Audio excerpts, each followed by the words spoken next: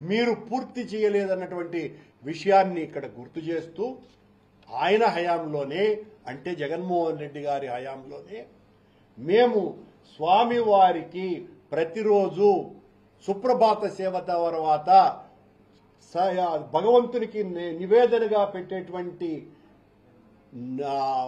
వెన్నని నవనీత సేవ అన్నటువంటి పేరుతో కొండ మీద నాణ్యమైనటువంటి సాహివాల్ గోవులను 8 ఎకరాల విస్తీర్ణం చేసి గోశాలను కొండ మీద విస్తీర్ణంలో ఈ సాహివాల్ గోవులతో తయారు చేసి అతో వచ్చినటువంటి పాలను శ్రీవారి సేవకుల చేత ప్రతిరోజు చిలికి ఆవెన్నను నవనీత సేవగా ప్రతిరోజు ఊరేగింపుగా మేము ఆ నవనీత సేవను తీసుకొని వచ్చినాము. మీ పాలనలో ఇక్కడ అపవాదు కాదు, ఇలా గోవులు మరణిస్తున్నాయి అని ఆవేదనతో నేను మాట్లాడితే నువ్వు దొంగ, నీ కథ చూస్తాం, నీ అంతు తేలుస్తాం, నిన్ను రాష్ట్రమంతా జైళ్లలో కుక్కుతాం, నీ కథ జగన్మోహన్ రెడ్డి కథ, మతాల మీద యుద్ధం ప్రకటిస్తాడా జగన్మోహన్ రెడ్డి అని ఈ రకమైనటువంటి దాడేంది? మీ చంద్రబాబు నాయుడు గారు చెప్పారు ఒక ఆవు కూడా చచ్చిపోలేదు. దో మీ ఫార్మ్ మేనేజర్ చెప్తున్నాడు మీ పాలనలో 170 ఆవులు చచ్చిపోయినాయని. 170 కాదు, గత 3 నెలల్లో ఇంకా ఎక్కువ చచ్చిపోయినాయి అన్నదే నా మాట. నేను దానికి ఇంకా స్టికాన్ అయి ఉన్నా. అసలు నాకు అర్థం కాల, దీన్ని నిరూపణకు రావాల్సినటువంటి వాళ్ళు రాకుండా ఈ రోజున తెలుగుదేశం పార్టీకి సంబంధించినటువంటి 2, 3, 4 శాసనసభ్యులు వీళ్ళేం నిర్ణయిస్తారయ్యా? వీళ్లకు గోశాలకు సంబంధించినటువంటి ఏ ఇన్ఫర్మేషన్ ఉంది? ఊరికే నన్ను జగన్మోహన్ రెడ్డి గారిని మా పార్టీని తిట్టడానికి తప్ప మళ్ళా వాళ్ళు బీరాలు పలకటం.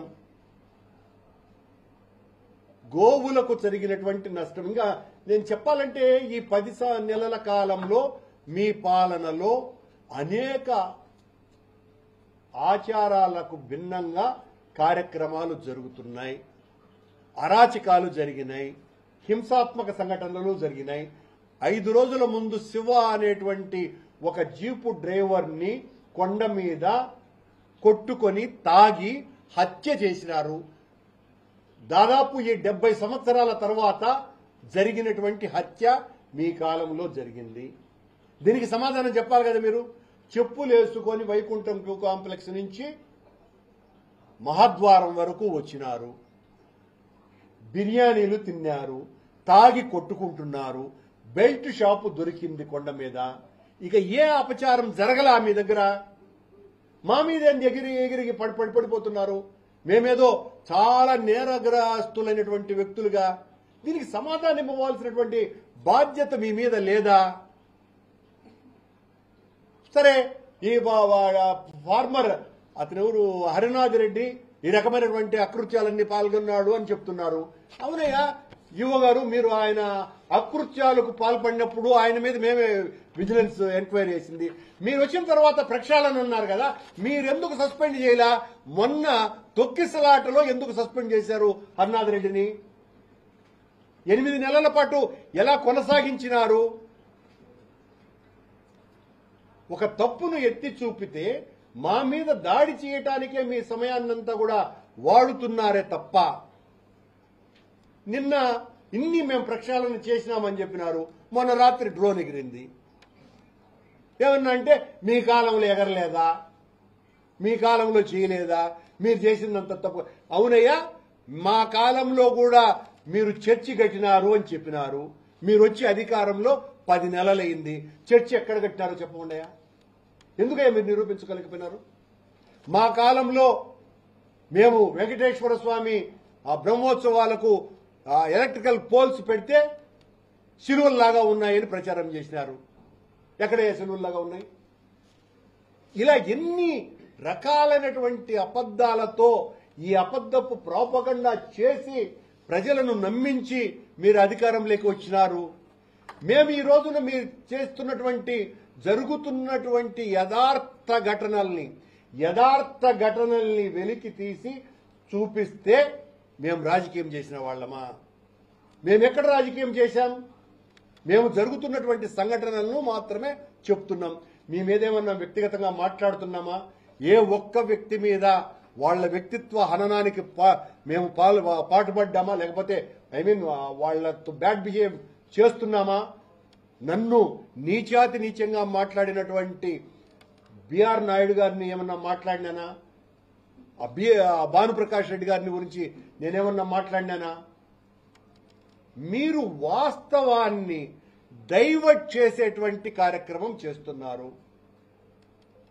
ఏదైతే గోవుల మరణం అయితే ఉన్నదో ఆ గోవుల మరణం మీద యథార్థమైనటువంటి విషయం బయటికి రావాలా అన్నది మా డిమాండ్. మీరు మమ్మల్ని ఏం చేస్తున్నారు? రమ్మని సవాలు విసరటం, మమ్మల్ని అరెస్ట్ చేయటము, మళ్ళీ మాకు ఫోన్ చేయటం, రా నీకోసం వెయిట్ చేస్తాడాము అని మమ్మల్ని బయటికి పంపారు. మళ్ళా ఆడ బిరాలు పలుకుతున్నారు. మీకు అనుకూలమైనటువంటి మీడియాలో మా మీద ఎంత చెడ్డగా రాయించాలనో అంత చెడ్డగా రాయిస్తూ, మీరెంత చెడ్డగా అయినా రాయించండి, మీరెంత నీచంగానైనా మా వ్యక్తిత్వ హననానికి పాల్పడండి. కానీ ధర్మం పక్కన ధర్మంతో పాటు నడవకుండా మమ్మల్ని ఆపలేరు. జైళ్లు నోళ్లు తెరిచినా ఆనందంగా దైవం కోసమని జైలు శిక్ష అనుభవిస్తాం, ప్రాణాలైనా అర్పిస్తాం. మీరు చేస్తున్నటువంటిది తప్పు. ఈ తప్పులకు సమాధానం చెప్పవలసినటువంటి బాధ్యత ఉన్నది. సాక్షాత్తు మీ ముఖ్యమంత్రే ఒక్క ఆవు చనిపోలేదు అని చెప్పిన మాట వాస్తవమా కాదా? ఎందుకు మీరు దానికి సమాధానం చెప్పరు? 43 ఆవులు చచ్చిపోయినాయని ఇవో చెప్పినాడు కదా. నేను అంతకంటే ఎక్కువ ఆవులు చనిపోయిన అంటున్నా. మీరు మొదట ఏమీ లేదని టీటీడీ ఫేక్ ప్రచారం అని సోషల్ మీడియా ద్వారా పిఆర్ఓతో చెప్పించినారు. ఆ తర్వాత దొరికిపోయినారు కాబట్టి నేను ఆధారాలతో చూపించిన అన్ని ముసలి ఆవులు అని చెప్పినారు.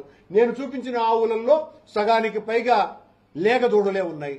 లేగదూడలు బిఆర్ నాయుడు గారి దృష్టిలో గోశాలలో పుట్టేటువంటి ఆవులన్నీ